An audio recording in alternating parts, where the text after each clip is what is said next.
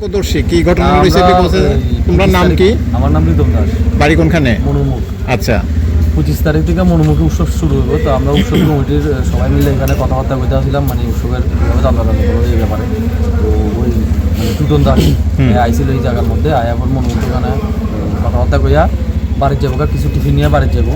তো বাড়ির যাবার পরে মানে 5-10 মিনিট পরে একটা আটটিয়া গাড়ি আয় আমরা কইছে যে এমন একটা ভদ্রলোক একটা লোক পুরে রয়েছে ওই মনুমুখ স্কুলটা পাড়িয়া।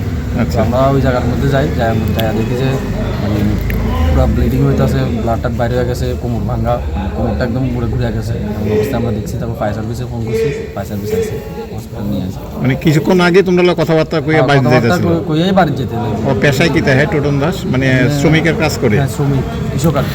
কিভাবে এই দুর্ঘটনা? এই দুর্ঘটনা যথাসম্ভব গাড়ি বাড়ি দিছে, কারণ নাইলে বাইক চালানো অবস্থায় আছে, বাইকটা কাছে নাই।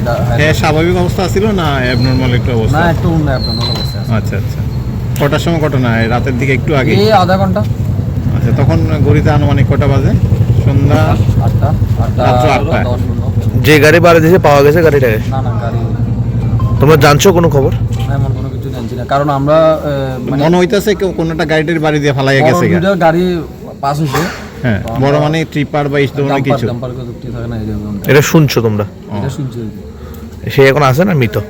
এখন তো ডাক্তারের বেশি মৃত। এখানে আসার পরে ডাক্তারের মৃত জানাইছে। ফায়ার সার্ভিসের গাড়ি তোমরা খবর দিছিল, আয়ে উঠে এখানে আইনা দিছে। ঠিক আছে।